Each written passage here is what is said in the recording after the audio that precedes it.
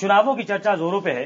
कहा जा रहा है कि 2014 में मुकाबला मोदी बनाम राहुल होगा, लेकिन इन पूरी चर्चाओं में एक बात गुम हो जा रही है कि कुछ और विधानसभा के चुनाव हैं जो बहुत रोचक होने वाले हैं, जिसमें रिकॉर्ड बन सकता है, रिकॉर्ड टूट भी सकता है। एक वैसा ही चुनाव है छत्तीसगढ़ का चुनाव। हमारे साथ बात करने के लिए बीजेपी के वरिष्ठ नेता और मुख्यमंत्री रमन सिंह जी हैं।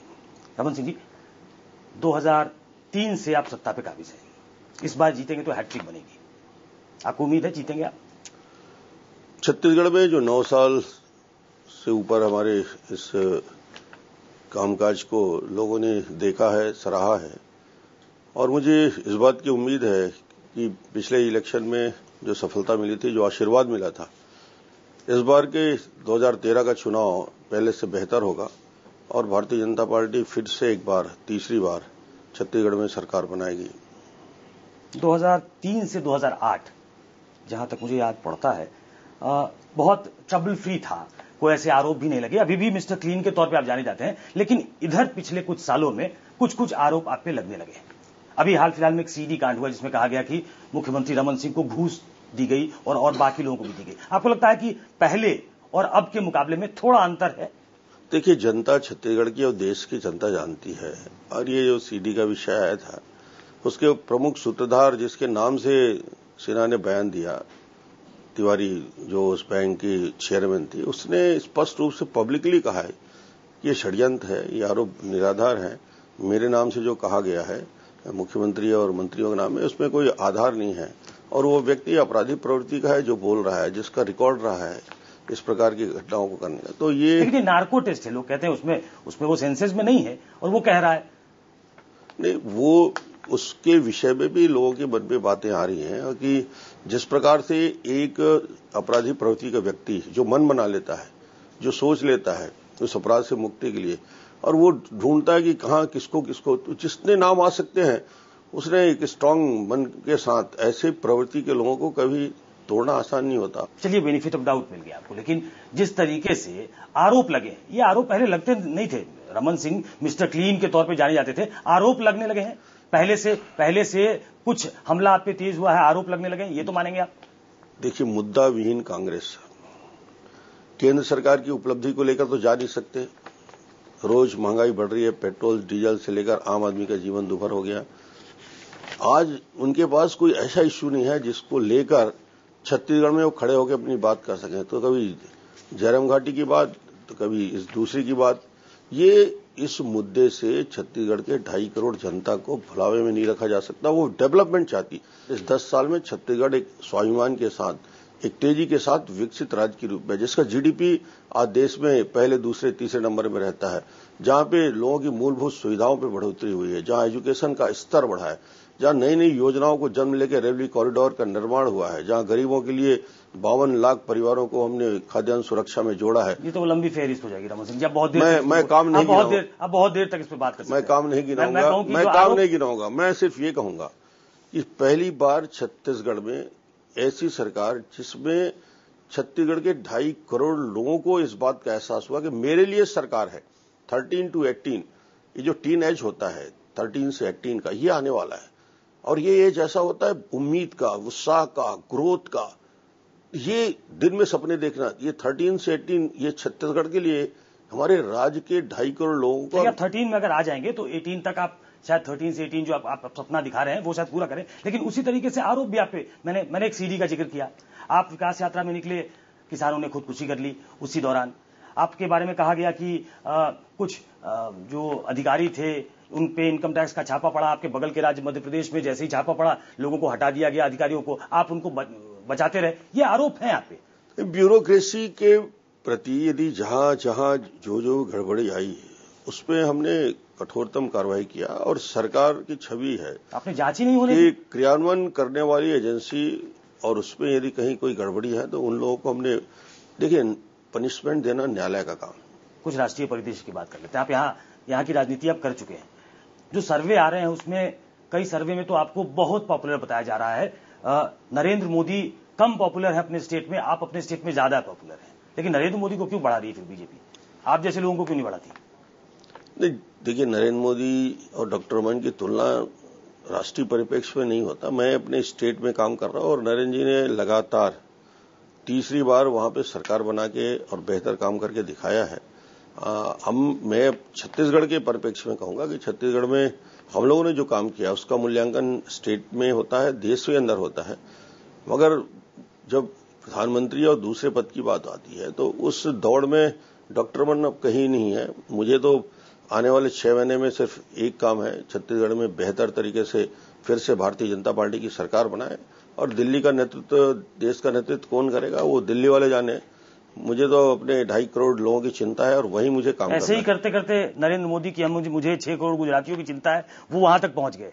आप लगता है कि बहुत मॉडेस्ट बन के बहुत आप आखिरी वक्त में पिक्चर में आएंगे क्या आप? नरेंद्र मोदी भी यही कहा करते थे, मुझे 6 करोड़ गुजरातियों की चिंता है। मैं 6 करोड़ गुजरातियों की बात करता हूं। प्राथमिकता नंबर 1 हमारे है, वो है छत्तीसगढ़। छत्तीसगढ़ के विकास को और आगे बढ़ाना। नया राज्य है, छोटा राज्य है, हम लोगों ने काफी तेजी के साथ इसको विकसित किया। तो आने वाला 5 साल मेरे लिए बड़ी चुनौती है कि हम इसको देश के सबसे विकसित राज्य कैसे बनाएं। आगे की बात और आगे नेतृत्व क्या करता है ये केंद्रीय नेतृत्व तय करता है कि मुझे किस भूमिका में कहां काम करना है। मैं दिल्ली में था, केंद्र में मंत्री था, मुझे संगठन में भेजा गया, मैं प्रदेश अध्यक्ष बना, फिर बाद में चुनाव लड़ा।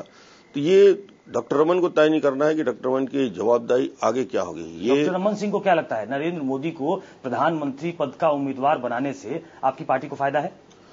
नरेंद्र मोदी आज यदि चुनाव समिति के संयोजक बने हैं, अध्यक्ष बने हैं, उससे इतना बड़ा फायदा वातावरण में बना है, तो निश्चित रूप से उनकी भूमिका केंद्रीय स्तर में महत्वपूर्ण है।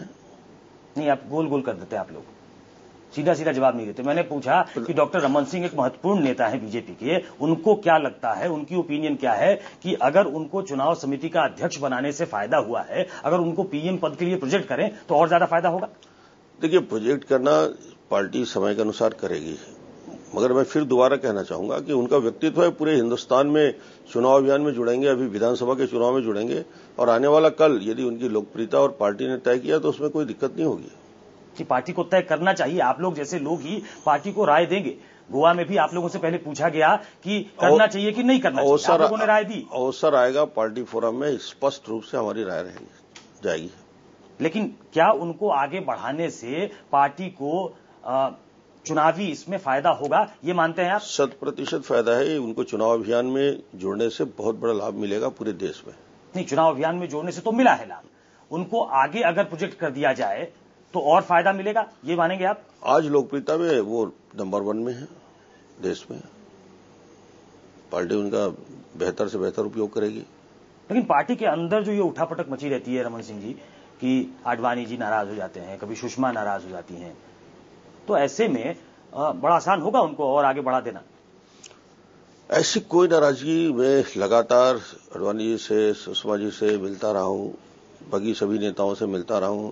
आप कहां इसको छुपा सकते हैं रमन सिंह जी? आप आडवाणी जी ने चिट्ठी लिख दी कि पार्टी जिन मूल्यों पे बनी थी वो खत्म हो गई है।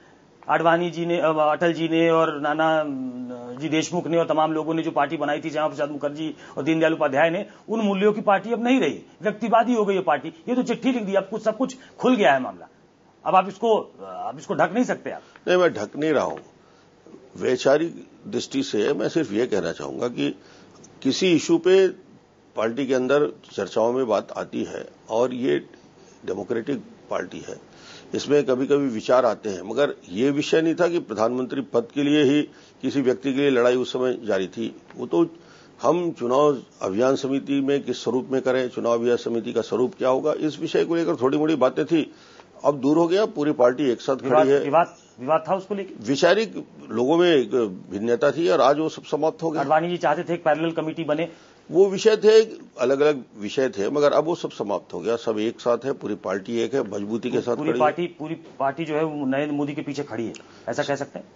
नरेंद्र मोदी के ना संगठन में व्यक्ति अपने आप में एक महत्वपूर्ण भूमिका निभाता है, मगर निर्णय संगठन का होता है। बीजेपी के संगठन का निर्णय था और आज वो निर्णय है जिसका लाभ पूरे देश को मिल रहा है। रमन सिंह जी, लेकिन इस देश में एक पुरानी परंपरा है, पहले जवाहरलाल नेहरू की पूजा होती रही, इंदिरा गांधी की पूजा होती रही, अटल बिहारी वाजपेयी को लोग मानते रहे, तो व्यक्तिवादी तो ये पूरी राजनीति हो ही जाती है। तो ऐसे में नरेंद्र मोदी एक फिगर के तौर पे सामने आए हैं जो देश को आगे ले चलेगा, ऐसा आप मानते हैं? नरेंद्र मोदी से पूरे देश को उम्मीदें हैं कि अच्छा करेंगे।